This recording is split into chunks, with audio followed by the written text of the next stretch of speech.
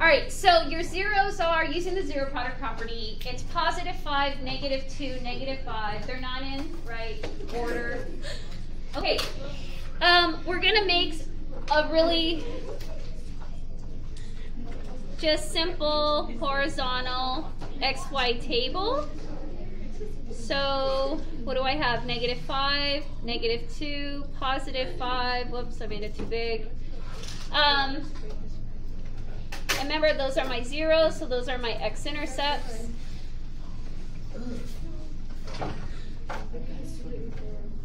Okay, if I plot on my positive 5, yeah. Okay, you guys agree? Yeah, I know. Matthew White.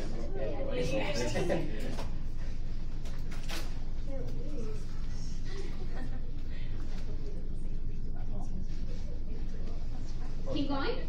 Yeah? Bro, stop looking. Bro, I wanted to see you. Okay, I'm recording. Oh, I'm sorry. Okay, alright, so look. So this is completely like the quiz you guys took last week. So now look what happens. You guys are told to pick numbers, right? To the right, to the left, and in between the two groups, correct? Okay, I'll punch the numbers into the calculator. We're going to get very large numbers. However, your coordinate system, our y goes up to 8. We're going to get really high numbers like in the hundreds, negative whatever, but they're very large numbers. It's not so much about the exactness of the point. We're looking to see, are we in quadrant 2, 1, 3, 4, like how high are we going? So we're really looking at the positivity, negativity of the value that we substitute for x, okay? Okay, so I'm going to plug in negative 6. Now, it is key that you understand how to type into the calculator. So I plug in negative 6 because that's to the left of negative 5. Ladies?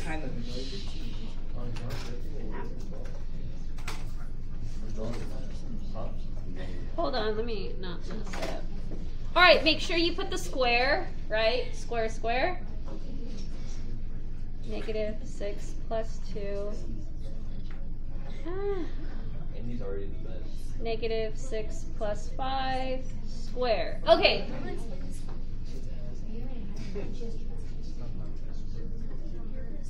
Okay, you're going to hit equal. And I get negative 484. Now, it's somewhat unreasonable to plot that. Really what I'm looking for is it's a negative value, which means it's in quadrant 3. So at negative 6, I'm way down low here. So what that's telling me is that it's coming that way. Right? Because it's just way down low. You guys should be listening to this, not the post-it artwork. Derek, Mike, Cole. Want to prank on you real quick? No, I'm recording and I'm doing this. Okay, so now pick a number between negative 5 and negative 2. Now, we're not looking for super precision here. So, yes, it would be negative 3.5, but what do you guys want? Negative 3 or negative 4? Negative 3? Okay, so if I type in negative 3, and obviously you kind of see that the numbers are quite large.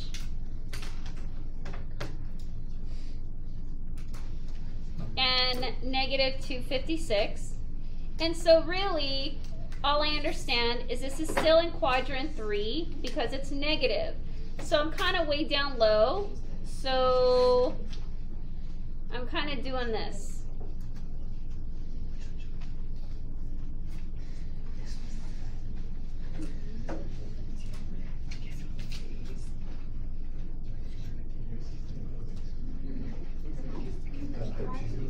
Keep going. Okay, now find a number between negative 2 and positive 5. 0. That's too close to negative 2. 1? 1's good. 1 or 2. Okay, if I substitute positive 1, just make sure to get rid of that negative.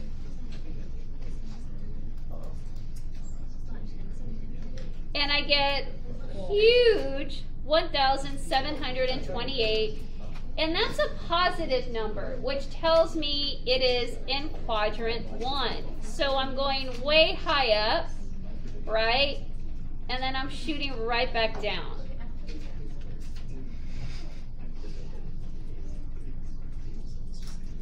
Move forward with 6. Are you guys okay? Okay, so if I move forward with the 6, I come back.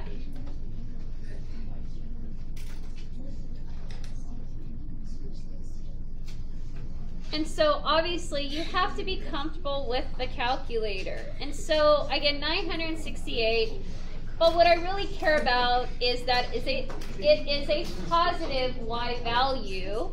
So I am way up here and I'm shooting right back up. Okay. Say on your SATs or a multiple choice question, they're going to tell you guys, say they give you this function and they ask you A, B, C, D, which best fits the graph of the function mentioned above or above. Okay, this is a lot of work. So here's what this reference sheet that I just gave you is talking about. Okay. Multiplicity. It says the multiplicity of a root r is the number of times that x minus r is a factor of the function. Okay, odd multiplicity. Odd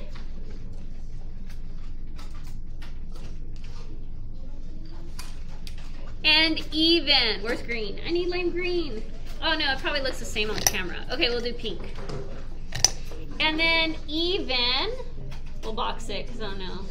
U-turn. Okay. So this is really what you need to get out of this reference sheet. If the binomial has an exponent that is odd, it's the yellow. It's going to cross through the x-axis. If the exponent to the binomial is even, it has a quadratic, like U-shaped, U-turn behavior at the root. Okay, so if I look back at the graph, and I reference this, here, we'll look at this. Can we put them both side by side? Not really. Here, let's fold it in half. All right, if I do this, look, if it's odd, it crosses through. So see how this x plus 1 had, oh, my finger's in the way. See how it's just a 1 because you don't see the number? So at -2, it's odd. And so that's why at -2, it crossed through the x-axis. Okay. If it has an even exponent to the binomial, then it has a U-turn, like a quadratic behavior. So at this one, it has the U-turn. So either up or down, right? Up or down here as well. And so notice, here it is at -5, and here it is at +5. And so that's what multiplicity means. Multiplicity is if you have an odd multiplicity, it crosses the x-axis, the function. If it's an even multiplicity, it does not cross the x-axis. It U-turns or bounces off like a vertex and stays within that quadrant, okay? Unless it's 0 and it's in between two of them, okay? So that's what this is. Okay. So if we look here, how can you do it where it kind of looks like it, but we can get it, it won't look perfectly visual, a perfect visual of what it would actually be. And so let me redo this problem. Where's my pen? Oh, here. But I'm going to do it on this sheet of paper.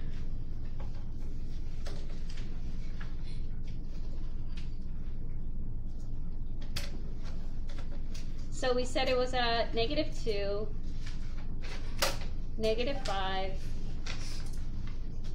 and at 5. Okay, so look, I'm going to redo it, yes? So can I cover this? All right, so look, here's the point then. So on a state test or an SAT or even say one of our tests, and we want you to graph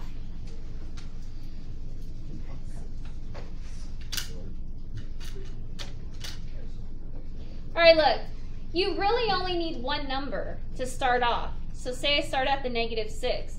You throw that in your calculator. It doesn't really matter to me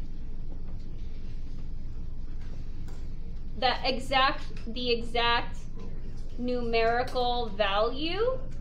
I want to know whether it's positive or negative. Okay, so I punch in -6. I get negative. So that means I'm coming from down below, right? Okay, but before that, if I look at multiplicity, see how that's a square? That means I'm going to have the U-turn. This, I'm going to have the cross through. And this one, I'm going to have the U-turn. I just don't know which direction it's coming from, right? Okay, so here at -5,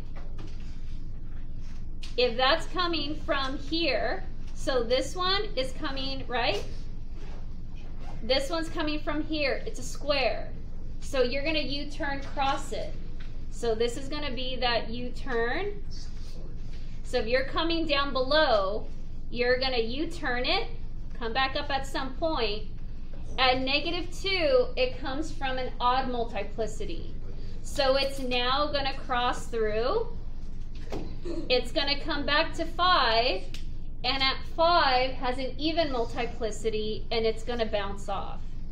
And so you really don't even need a calculator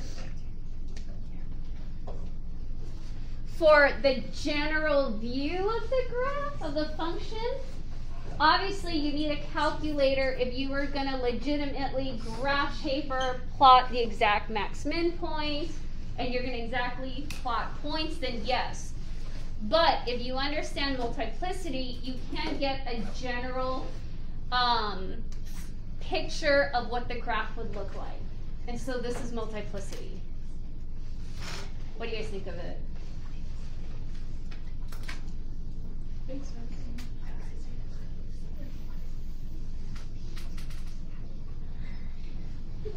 Okay, let's turn it off. Let's go to the next one. Yes? All right, let me